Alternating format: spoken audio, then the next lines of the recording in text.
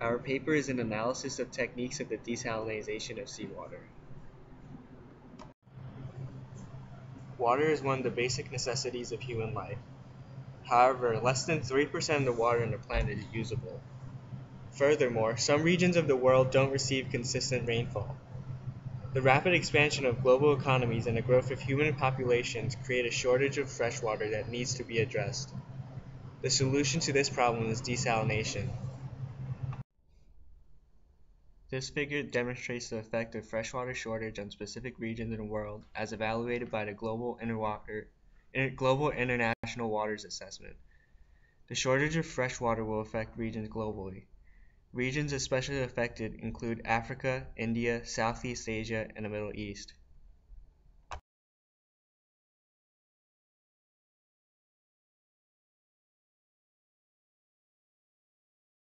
Two forms of thermal distillation. Multiple effect desalination uses heat to initiate the process, but no further addition of heat is required. Desalination is continued by the use of depressurization and is an energy-intensive process. The market shares seem to increase along with the development of new methods. Multi-stage flash is the most heat-intensive process and is used in the large-scale purification of water. It flashes brine into a vapor to produce purified water. The diagram to the right depicts a multi-stage flash plant. It uses multiple units to purify water, and it requires three sections. The first of which is the brine heater. The brine heater heats up the brine in order for it to reach its flashing point. The brine reheating or recovery section contains a series of units to reheat the brine. The brine rejection section contains a series of units to further distill the water and reject the brine. Depicted below is the flash stage unit. Brine enters the top as a coolant. It is heated up and ready to be flashed. After it is flashed, water exits as a vapor and condensates along the tubes at the top. It enters a collecting tray and exits for further purification and to be sold to the customer. So what is reverse osmosis? Reverse osmosis is a water purification technique that is mainly used for the desalination of seawater. It is one of the most widely used water purification processes in the world. This technique was first developed in the USA in the 1970s. Reverse osmosis works by using pressure to force water through a semi-permeable membrane.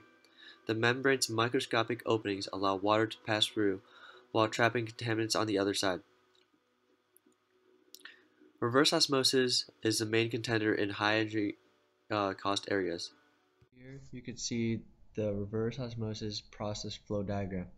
You can see from the top left that water is being extracted from the ocean using the beach wells and then transported through the semi-permeable membrane on the top right through the pressure filters. After that, the water will be transported through the surge/suckback tank using the flushing pumps and then stored in the product water storage room. After that, the water can be transported to any desired location since it is drinkable water at that point. There are many ways that reverse osmosis has improved throughout the years. Newer and more advanced semi-permeable membranes have increased the potential that this process has in the field of desalination. For instance, a spiral wound and hollow fine fiber membrane were created in the 1980s for seawater desalination for feed pressures of around 70 bar compared to that of 25 bar. Modern membranes can remove contaminants of water more effectively while also having a longer lifespan. Earlier plants usually had a second membrane filtration stage to clean the water, but with these newer membranes now, it is now feasible to obtain drinkable water from one membrane stage. Another way that reverse osmosis has improved is that plants have grown in size. In the past, these plants were very small, with units of less than 100 meters cubed per day. Now there are installations of around 50,000 meters cubed per day. Reverse osmosis has advantages that bring this process into heavy competition with other forms of desalination. The reason that reverse osmosis can challenge other processes is that newer membranes allow for the purification of water to be more effective. Generally, reverse osmosis uses a lot less energy, so in turn it will cost less to run. This goes along with how reverse osmosis is very friendly to the environment. This also goes along with the fact that it does not produce or use any harmful chemicals during the process. Another advantage to reverse osmosis is that it eliminates about 95 to 99% of all contaminants in water. This makes it one of the best purification technologies today for the desalination of seawater. Not only does it make water taste and smell better, it is also better for plumbing since these particles do not corrode pipes as the water travels through them. There are definitely some downsides to the RO process. First of all, the reliability of the entire process could be improved. Due to the size and shape of all contaminants present in the water, a buildup of materials might limit the functions of a membrane. This is not ideal when the main focus of a whole RO process is dependent on that single equipment. Although the typical lifespan of one membrane is about 5 years, it could definitely be shortened due to these malfunctions. Also, replacing membrane is not that cheap either. Another drawback to RO is that it also removes healthy, naturally occurring minerals when water is pumped through the membrane. Solar desalination is a method in which solar energy is used to extract pure water from a saltwater source. There are two methods of conducting solar desalination: direct and indirect. Direct desalination collection systems use solar energy to produce distillate directly in the solar collector. An example of this would be single-effect solar stills. Indirect systems differ from direct in that they involve the combination of two separate systems, one being traditional solar energy converting system utilizing solar collectors or photovoltaics, and the other being a conventional desalination technique like distillation or reverse osmosis. Let's examine single-effect solar desalination.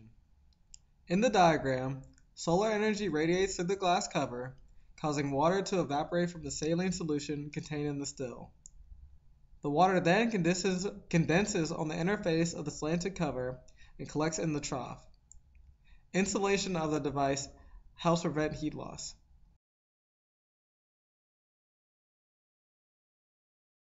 Let's take a look at indirect desalination. One of the common solar collectors used with the aforementioned multi-stage flash evaporation is a parabolic trough collector. This device is a linear collector with a parabolic cross-section with reflective sides that concentrate sunlight onto a receiver tube containing heat transfer fluid that runs along the trough's focal line. All of the energy is focused on the tube, which allows the tube to reach much higher temperatures than other collection methods. Also, most trough systems in practice are designed so that they can rotate along an axis so that their reflectors can be pointed at the sun throughout the day. As a result, high-grade thermal energy is able to be produced from this method to serve as a heat source. Solar energy can also be used as a pressure source for reverse osmosis desalination. For this process, solar energy is collected from a photovoltaic panel as opposed to a parabolic trough. It is converted into electrical energy that is used to drive the pump that powers the reverse osmosis process. In this concept diagram, the membrane separates pure water from the brine, and the device recovers energy to be used for the control of electronics. In practice, some actual systems include battery banks to store energy at night so that the pump can continuously run even when it's not exposed to. The major advantages of the direct desalination systems are its simple construction and low maintenance requirement. However, the major drawbacks are low thermal efficiency and productivity. Efficiencies of single-effect solar stills today range from 30 to 40%, and the average output ranges from 3 to 4 liters per meter square per day, or volume of fresh water produced per surface area of still in one day. Because of this, direct solar desalination is mainly suited for small production systems in regions where there's not a high freshwater need. In contrast, indirect systems have been shown to have outputs of up to 60 liters per meter square per day, which is why indirect systems are used for industrial-sized plants in areas that are dependent on a large freshwater supply. Having said that, equipment and materials that are needed to convert solar energy into electricity and thermal energy are very costly. How does the use of solar indirectly compare to the use of fossil fuels as power sources? Currently today, many desalination plants are powered by steam or gas that is produced from fossil fuels. However, as the price of of fossil fuels rises globally and more emphasis is placed on reducing greenhouse gas emissions, solar energy becomes more of an attractive option, largely because it is for the most part a free energy source. Despite the high equipment costs, solar energy for desalination plants could become economically competitive with fossil fuels in places where the price of fossil fuels used to run a desalination unit are high. For example, India is a country that is not rich in fossil fuels, and thus is heavily reliant upon imports to meet the country's heavy energy demands. Despite its lack of fossil fuels, India is located near the equator, and thus most parts of the country receive an abundant supply of solar radiation for the majority of the year. Utilizing solar energy to power desalination plants could prove beneficial in the long run in India, despite the fact that solar desalination plants have a higher base cost than fossil fuel power desalination plants. It will reduce the environmental pollution and greenhouse gas emissions along with going towards making India a more energy independent nation, which will become more and more of a pressing issue as fossil fuel prices increase.